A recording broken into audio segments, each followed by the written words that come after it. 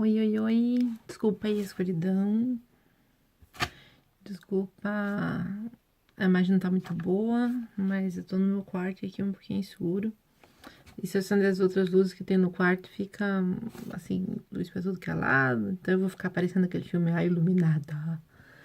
Mas enfim, eu acho que vocês já devem ter discutido um pouco sobre amizade agora. Sobre o que vocês acham importante num amigo. Eu acho que vocês já devem ter discutido isso agora. E tô lendo a mente de vocês. Não, na verdade, já pensei isso antes. E eu acho, mas eu só acho, porque eu não tenho como ter certeza, que entre as coisas que vocês colocaram que deve existir de virtude num amigo, de qualidade num amigo, é a honestidade, o respeito, a sinceridade, o estar junto. E devem ter surgido muitas outras coisas. Mas eu quero que vocês pensem um pouco nessas coisas que vocês colocaram aí, do que é importante num amigo, porque eu vou falar sobre 3 características de um amigo, que estão em Provérbios, para a gente continuar com o pensamento. Então, abre tua Bíblia em Provérbios. Provérbios 17 primeiro. Abriram? Abriram, mais rápido que eu. Provérbios 17, 17. Um texto bem conhecido. Em todo tempo ama o amigo e na angústia se faz o irmão. A primeira característica de um amigo, ele é alguém que está do nosso lado, mesmo quando todos nos abandonam. E é nesse momento que ele se faz presente, se faz mais do que um amigo, ele é um irmão pra gente. E Provérbios 18, 24. O homem que tem muitos amigos sai perdendo, mas há amigo mais chegado do que um irmão. Por que isso? Porque às vezes de tantos amigos que você tem, você não tem nenhum, às vezes. Você tem tanta gente à tua volta, às vezes não tem um amigo de verdade, uma pessoa que você realmente possa confiar, que esteja com você. E essa é a segunda característica de um amigo. Ele é alguém que desfruta da tua intimidade. Eu tô aqui com vocês no meu quarto, tá? A cama tá mais ou menos arrumadinha.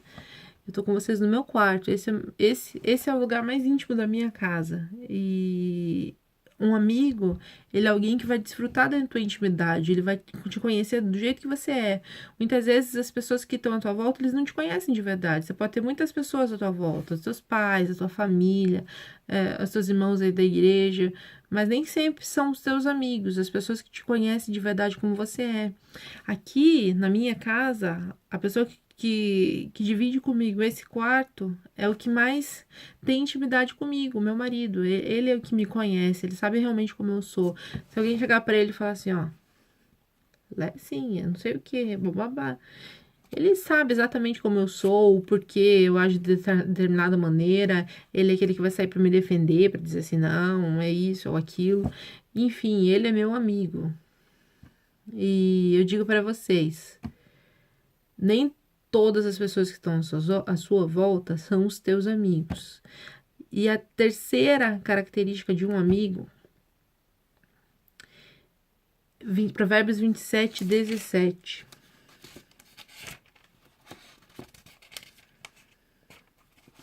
Tem Provérbios ainda, né? Não fecha a Bíblia. Provérbios 27, 17. Como ferro com ferro se afia, assim o homem ao seu amigo. O que significa isso? Para você afiar o ferro, você precisa de ferro. Para você ser melhor como pessoa, você precisa de amigos que te façam ser melhores. Existem muitos amigos que te levam para lugares piores. E a Bíblia fala sobre isso também. Tem o ditado também, né? Me diga com quem andas, e lhe direi quem és. Mas tem um versículo bíblico que fala sobre isso também. Esse versículo bíblico está lá em 1 Coríntios 15, 33, e diz: Não vos enganeis, as más companhias corrompem os bons costumes. O que significa isso? Muitas vezes o papai e a mamãe criam um filhinho com costumes muito bons, sabe? E daí o filhinho cresce, vai para a escola, ele não aprendeu a falar palavrão em casa, mas daí ele vai para a escola e ele começa a falar palavrão. ele não aprendeu em casa a desrespeitar os mais velhos, mas daí ele vai para a escola e com os amiguinhos ele começa a desrespeitar os mais velhos. Ele aprendeu a respeitar as outras pessoas, a esperar o tempo para as coisas em casa, mas daí ele vai para fora e com os amigos ele começa a fazer tudo o contrário. Ou seja, não vos enganeis, as más companhias corrompem os bons costumes. As companhias ruins vão fazer com que você tenha costumes ruins também. Então, quando esse versículo em Provérbios diz como o ferro com ferro se afia, assim o homem ao seu amigo. Ou seja, você vai se moldar de acordo com as amizades que você tem. E as tuas amizades vão se moldar de acordo com você. Outro texto, 2 Tessalonicenses 3:6, ele nos diz para ficar longe de tudo que anda errado, de tudo que anda no mau caminho. 2 Tessalonicenses 3:14-15 ainda diz: não esteja com ele para que não se envergonhe, para que você não passe vergonha, se afaste de determinadas amizades. Sabe, gente? A gente fala sobre amizade, nós queremos ter bons amigos, nós queremos ser bons amigos, mas a gente não sabe ser bom amigo às vezes. Por que eu tô falando isso pra você? Porque a gente viu agora aqui 3 características de um amigo, biblicamente. Vocês falaram aí qualidades de um amigo antes da gente ver essas características bíblicas. Alguém que está do nosso lado em todo momento, primeiro. Alguém que desfruta da nossa intimidade. E terceiro, alguém que não se omite do nosso lado, alguém que nos leva para o bom caminho, alguém que nos faz ser melhores como pessoas. Esse é um amigo de verdade. E muitas vezes a gente vai para o caminho errado. A gente pensa assim, isso não tem nada a ver, o amigo que eu tenho não tem nada a ver. Assim, gente, euzinha aqui, tenho os meus costumes bons. E eu posso dizer para você assim, eu posso até ter amizades com todos os tipos de pessoas. Eu posso até conversar com todos os tipos de pessoas. Mas eu já tenho os meus pezinhos firmes. Eu já sei o caminho que eu vou andar. Eu já sei onde eu estou. Então, não importa o que as pessoas ao meu redor elas vão falar, eu vou continuar caminhando do mesmo jeito. Mas muitas vezes, pessoas vêm e falam assim, tá vendo? Aquela ali tá com aquela fulaninha ali. Aquela fulaninha gosta disso, então ela também gosta. As pessoas pensam dessa forma, infelizmente. Então, por muitas vezes você pode sair da tua casa e ir para uma esquina e de repente bate a polícia. E todo mundo naquela esquina tava fazendo alguma coisa errada. E você tava ali no meio, o que vai acontecer? Você vai junto com os outros, você tava junto. Não adianta você falar o que seja, você tava junto. São os teus amigos. Agora você fala assim, nossa, mas como é que eu vou trazer os meus amigos para Cristo se eu não falar com eles? Você vai falar com eles, você pode ir até lá naquela esquina, por um segundo e dizer assim, gente, querem ir lá na minha casa? Vamos lá na frente de casa conversar? Se eles não forem, você não pode fazer nada. Mas você pode convidar eles para um jogo de futebol, pode convidar eles para ir na igreja. Se eles não forem, gente, ora, não precisa estar ali no meio. Sabe por quê que você não precisa estar ali no meio? Porque muitas vezes ali no meio tem conversas que não agradam a Deus, existem coisas que não agradam a Deus.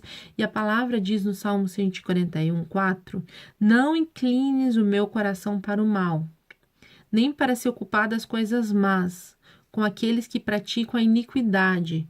Às vezes a gente quer andar com pessoas que só fazem o mal, que só pregam o mal, que não agradam a Deus com as suas vidas. E para que lado que o teu coração vai ficar inclinado se você só anda por esse caminho?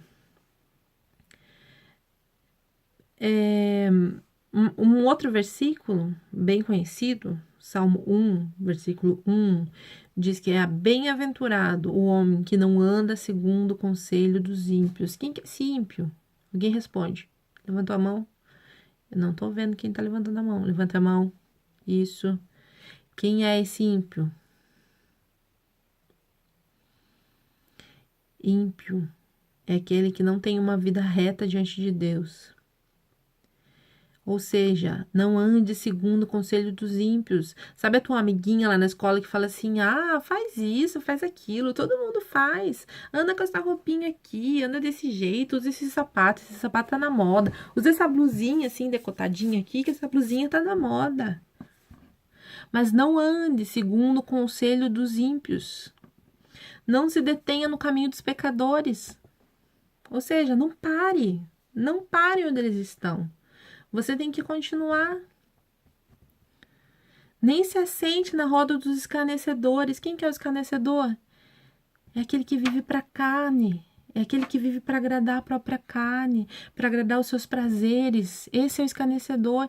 E muitas vezes a gente para numa rodinha com eles e eles ficam lá dando risada de Deus. Ficam dando risada das coisas de Deus. E a gente quer parar no meio deles ainda. Provérbios 1, versículo 10 ao 15, ele fala coisas muito interessantes, mas eu vou resumir. Se os pecadores te quiserem seduzir, se eles quiserem te trazer para perto deles, não deixe. Fique longe deles. Mas como é que eu vou evangelizar? Como é que eu vou trazer eles para Cristo? Gente, oração, atitude, mostrar Cristo. Eu vi ontem ainda no Facebook uma foto publicada pela PIB de Matinhos, por alguém da PIB de Matinhos que eu tenho no meu Facebook. Essa foto era de um grupo de adolescentes na escola. Eles estavam orando, estavam louvando a Deus na escola. E daí vieram alguns comentários que me deixaram bem, assim, indignada, porque os comentários eram do tipo assim: escola e religião não combinam, religião tem que ficar bem longe da escola, para cultuar a Deus você que vai para a igreja. Daí o que eu faço com esse tipo de pensamento? Eu lembro logo do meu primeiro ano de professora numa escola estadual no litoral do Paraná, onde uma das alunas, na sexta série, ela tinha 13 anos, se eu não me engano, ela me disse, até hoje eu não esqueço, essa sala, quando eu entrava, a primeira coisa que eu fazia era uma oração. Eu não orava com os alunos, porque eu não posso interferir na fé deles. Eu fazia uma oração sozinha, eu sentava antes dos alunos chegarem e orava sozinha, porque o ambiente ele era tão pesado naquele lugar que eu me sentia tão mal.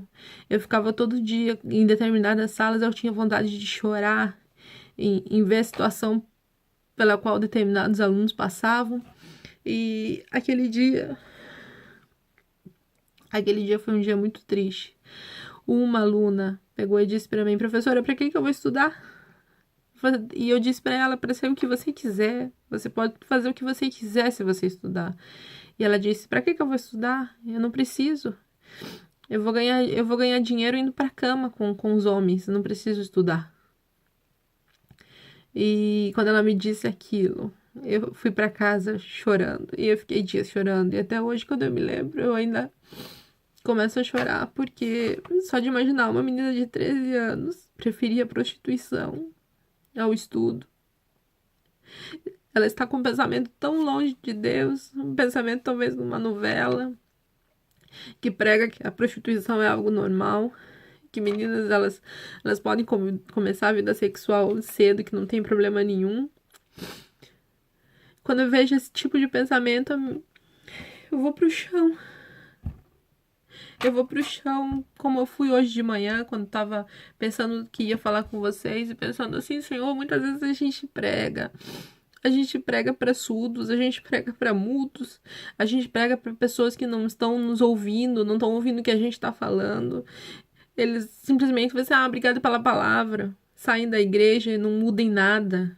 Saem da igreja com palavrão na boca.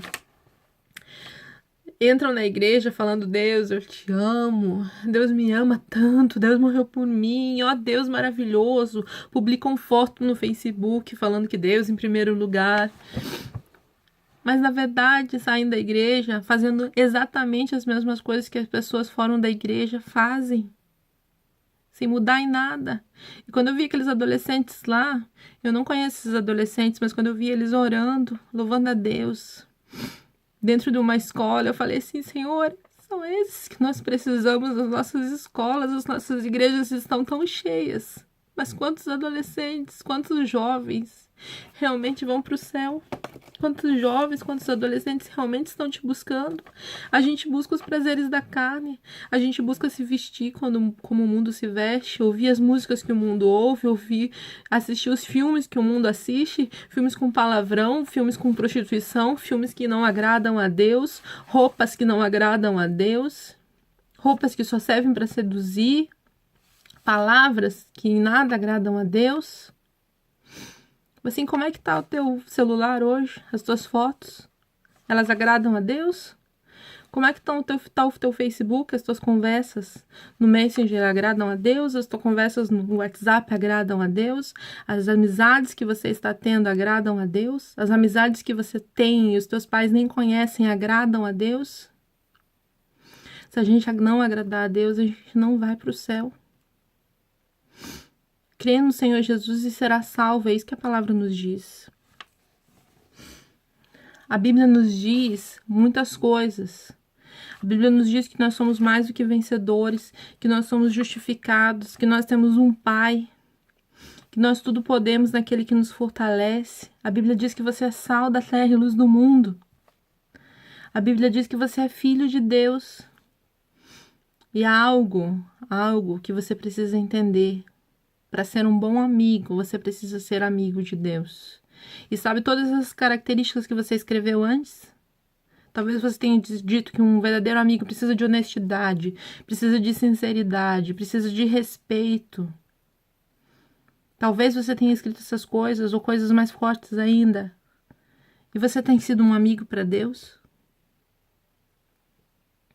Você tem sido honesto com Deus? Tem sido sincero com Deus? Quando você entra na igreja e canta louvores dizendo: Senhor, eu te amo. Senhor, eu quero te buscar.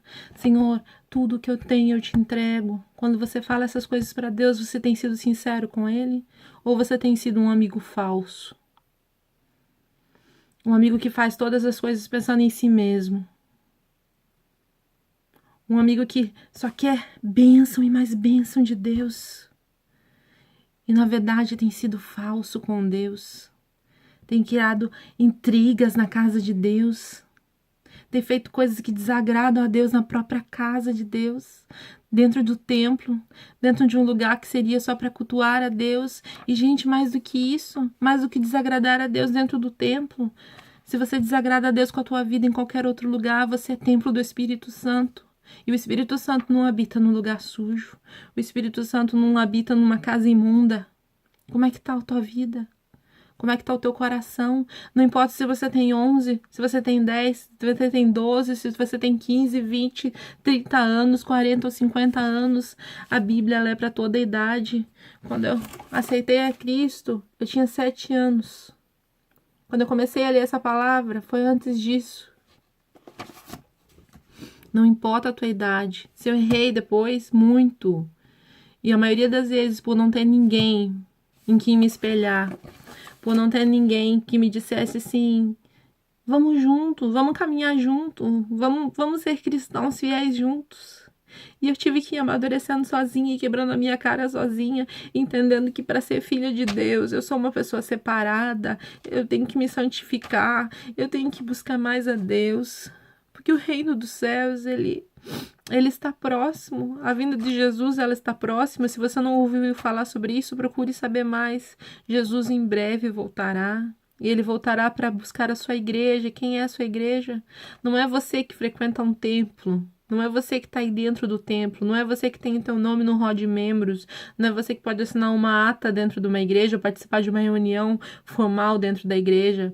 Essa não é a igreja que Cristo vem buscar. A igreja que Cristo vem buscar são aqueles que creram que Jesus Cristo morreu numa cruz para nos salvar, para nos perdoar, para nos justificar, que nós fomos sarados ali naquela cruz, que nós morremos, fomos crucificados, morremos e ressuscitamos juntamente com Ele. E se você não morreu e ressuscitou juntamente com Ele, o que você está fazendo aí?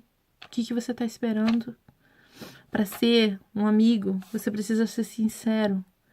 E para ser um bom amigo para as outras pessoas, para qualquer pessoa, para ser um bom amigo para aquele teu amigo que está drogado, para ser uma boa amiga para aquela tua amiga que está andando por caminhos errados, que pode engravidar de qualquer um, Ou talvez você seja essa pessoa que muito em breve pode engravidar. Talvez você seja essa pessoa que aí no meio dos outros se faz de santa, mas lá fora anda com qualquer um. Gente, vocês precisam se santificar. Tem adolescente, tem jovem que acha que a única coisa que Deus quer é que a gente seja virgem antes do casamento. Não é só isso, não. A gente precisa se santificar, a gente precisa guardar o nosso corpo inteiro. Não adianta de nada você se guardar ao teu casamento, sendo que as outras pessoas vão pegar em toda parte do teu corpo antes disso. Hã? O nosso corpo é templo do Espírito Santo. Se os pecadores, eles quiserem te seduzir, não deixe, fique longe. Seduza-os. Traga-os para Cristo. Se santifique. Se separe. Seja diferente. Se os teus amigos lá na escola acham que é normal ficar com um menino essa semana, com outro menino outra semana, ou vice-versa, beijar todo mundo por aí, não é porque para eles é normal que para você também é. Para você, o normal tem que ser o que eu vi ontem naquela foto do Facebook. Chegar na tua escola, nem que seja sozinho, e fazer uma oração agradecendo a Deus por estar ali. Fazer uma oração pedindo a Deus pelos outros alunos que estão ali. Pedindo a Deus para que eles não caiam nas drogas. E tem muito crente dentro da igreja, muito adolescente, muito jovem dentro da igreja, achando que só porque não usa droga, só porque não faz sexo, vai para o céu. E você não vai. Se você não se santificar, se você não se separar, se você não realmente não der frutos, significa que você não tem temor suficiente a Deus. Significa que talvez você ainda não tenha se convertido realmente. Talvez você não tenha nascido de novo. E se você não nascer de novo, de nada adianta. Se você tem as mesmas atitudes de uma pessoa que está lá fora, significa que você não nasceu de novo. E a palavra de Deus é bem clara em João 3. É necessário nascer de novo. Para você ver o reino de Deus, para você ir para o céu, é necessário que você nasça de novo. 1 Coríntios 13, versículo 11 diz: Quando eu era menina, eu falava como menino. Eu sentia como menino. Eu andava como menino. Mas logo eu cheguei a ser homem. Acabei com as coisas de menino. O que você tem sido? Um menino espiritual? Já disse, não importa quantos anos você tem. Não importa quantos anos você tem. Se você quer ser reconhecido como alguém que não é um menino, não ande como um menino. Não fale como um menino. Tenha respeito pelas coisas de Deus. Anseie pelas coisas de Deus. Busque verdadeiramente as coisas de Deus. Não diga apenas: Senhor, eu te amo. Senhor, eu te quero. Senhor, eu sou a tua casa favorita. Sendo que você não é essa casa favorita. A partir do momento que você entende essas coisas, você muda. A palavra ainda diz em Efésios 4, 29, que não saia da tua boca nenhuma palavra torpe, ou seja, nenhuma palavra torta mesmo, nenhuma palavra que não agrade a Deus, nenhuma palavra que diz respeito às outras pessoas, mas só o que for boa para promover edificação. Que saia da tua boca só palavras de bênção. Colossenses 3:8. Despojai-vos de tudo, despojai-vos da ira, da cólera, da malícia. Quanta malícia há no meio dos nossos jovens, no meio dos nossos adolescentes na igreja. Despojai-vos, ou seja, deixa lá para trás a malícia, a maledicência, as palavras torpes, os palavrões, deixa essas coisas. Deixa todas as coisas que desagradam a Deus para fora. Se você realmente é nascido de novo, isso não tem que estar com você. Aquele que é nascido de Deus, ele vence o mundo. Aquele que é nascido de Deus, ele não está no maligno, mas ele está em Deus. Aquele que é nascido de Deus, ele nasce do Espírito. E é necessário nascer da água e nascer do Espírito. Isso daria outra pregação. Mas eu só quero ler para vocês, João 3. Jesus respondeu: se alguém não nascer de novo, não pode ver o reino de Deus. Você tá indo uma boa agora. E talvez essa palavra toda que eu tenha dito para você não sirva de nada. Talvez eu chore como eu chorei hoje de manhã, pensando assim: Senhor, Quanta palavra a gente solta e ninguém ouve, não existe mudança alguma. Não existe temor na nossa igreja. Não existe temor entre aqueles que se dizem povo de Deus. E muitas vezes a gente é como os profetas lá no Antigo Testamento que pregavam e diziam: se arrependam, porque Deus ele tá vindo com a ira dele.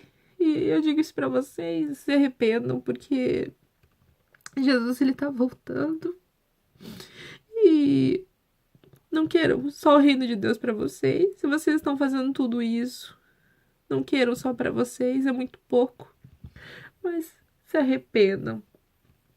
Se coloquem de joelho diante de Deus e falem: Senhor, me perdoa pelos meus pecados. Conte para Deus todos os seus pecados e diga: me perdoa, eu quero ser diferente. Eu quero ser uma pessoa que vai chegar na minha escola e a primeira coisa que vai fazer é sentar na minha cadeira, nem que seja sozinho, nem que não tenha mais ninguém para orar comigo, e orar sozinho, agradecendo. Eu sou aquele que vai chegar num restaurante e vai orar sozinho dentro de um restaurante. Vão te achar doido? Vão! Mas você vai testemunhar, você vai mostrar que você é diferente, você vai ser aquele que vai começar a fazer orações na sua casa na hora das refeições, vai sentar na mesa e vai começar a orar e agradecer a Deus. E os seus pais vão dizer o quê? Filho, o que está acontecendo? Eu falei assim: eu estou agradecendo por aquilo que nós temos. Você é aquele que vai respeitar sua mãe e o seu pai. Você é aquele que vai respeitar os seus professores na escola. Você é aquele que vai dizer assim: não, não faça isso. Isso não agrada a Deus. E quando disserem assim: ah, mas anda assim, assado, você vai dizer assim: não, essa roupa não é para mim, essa roupa não agrada a Deus. Não, esse menino não é para mim, esse menino não agrada a Deus. Não, esse namoro não é para mim, porque ainda não está no tempo de eu me casar. Pense, se coloque diante de Deus. Seja, em primeiro lugar, amigo de Deus, para ser um bom amigo para aqueles que precisam de você. Fiquem com Deus.